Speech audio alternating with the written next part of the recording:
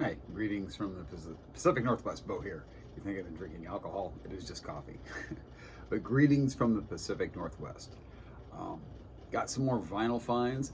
I wanted to do a quick shout out. There's a young man who's got a lot, actually has a lot of subscribers, and I'm not sure that the few people that still watch this channel would be influenced to go check him out if you haven't. But it's Sorinvinyl, and it's Sorin Vinyl. Um, Terrific young man. He's got excellent taste in music. He collects a lot of psych, he collects a lot of jazz and stuff too. But he's got that passion that really, his channel has really motivated me, especially with the psychedelic stuff. I've kind of rediscovered my love for it. So I've been acquiring some lost children, as I call it. But anyhow, so I'm going to show you some of the finds that I have today, and these aren't all exactly psychedelic. Some of these are just more straight up 60s rock and roll, but things that I purged a while ago that I decided I'd like to get back in my collection. I'm going to start with, now this is something I've had for a while, but this is going to set the stage for the album that's coming. These are 45s that were made by the Philco company. They're Hip Pocket Records. They were very flexible. They were good for just a play or two. And a few years ago, a store in my town, Bob's watching. Hello, Bob. Hope you're feeling better. He had a bunch of these.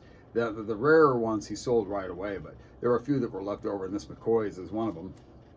It's got the two big hits, Hang On Sloopy and Fever. Their version of Fever is actually my favorite version of Fever.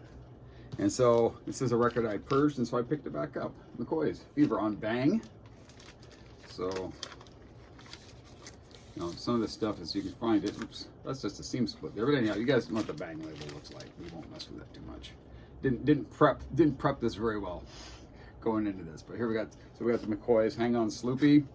There's one, and I did not set this up well. We'll just set them right here. Trying to figure out where to put them down at when I'm done. Grassroots. You know, lead singer Rob. I'm blank on his name. He passed away here a few years ago, but Creed Bratton was on The Office. But so I purged all their albums, but the one that I missed was Let's Live for Today. This is one of my favorite records of theirs. It's one of my favorite records. Why I purged it, can't answer that. But it was done, and it's fixed now. So you got the Grassroots, and then one that's a pop album.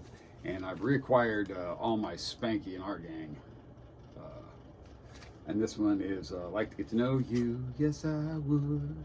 I'd like to get to know you. Will that get me a copyright strike? I hope not. Anyhow. Now, these are some more psychedelic stuff. Now, some of this stuff, one of these is actually one I never owned before.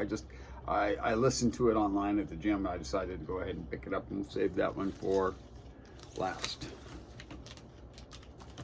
So this is Mike Deasy, Friar Tuck and his psychedelic guitar. I think side two, oops, we're getting a lot of glare. Sorry, side two is better than side one, but this is, all in all, this is a very listenable album. It's very, lots of fuzz, lots of backward stuff on there. Kurt Botcher produced this. I believe he's also done some of the backing vocals on this. So I was glad to pick from Sun Mercury. Glad to pick that back up.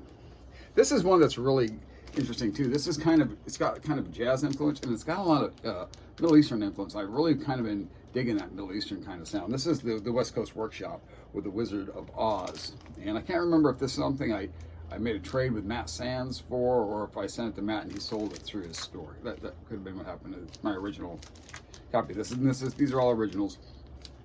This has a lot of Middle Eastern influence to it too. And there's an artist whose name is eluding me. I've got a paper list going. I've been going back through endless trip, and going back through it and making some notes. And when I go to the gym and I run on the treadmill, I try to listen to some of this stuff and go, hey, this would be something worth adding to the collection, or no, I'd probably pass on it. But that Middle Eastern sound is kind of speaking to me. So got that, and I also picked this back up, Kaleidoscope, Beacon from Mars, or Side Trips. Beacon from Mars is the second one. The Beacon from Mars never spoke to me at all. This one I actually like quite a bit. the one song that was kind of well known was the Egyptian Hanging Gardens, and that's kind of, it's almost like Middle Eastern psych meets that Archie's or 1910 Fruit Gum Company kind of stuff. So it's a little bit on the goofy side. It's on Epic, but all in all, this has got a lot of fuzz to it. It's got a lot of that Middle Eastern flavor that I've been listening to or liking a lot. And then last but not least, and this is actually a new find. This is Michelangelo. It's kind of folky, but it has a lot of that Middle Eastern flavor to it. This is on Columbia, and this was a 1971 album, so this is not a reissue. That's the original label. Something I listened to, decided I really liked it, and it's not an expensive album, so I picked that up. And there you have it. My vinyl finds. Sorinvinyl. Check him out. This channel, I know it's kind of weird. Sometimes I'm showing cards. I'm going to do a card video tomorrow. My friend Desmond, he asked me to show my 1973 Topps football. So if you like Topps football cards, be a long video tomorrow as I flip through my 73 Topps football cards. But records today, football cards tomorrow. See you next time. Bye.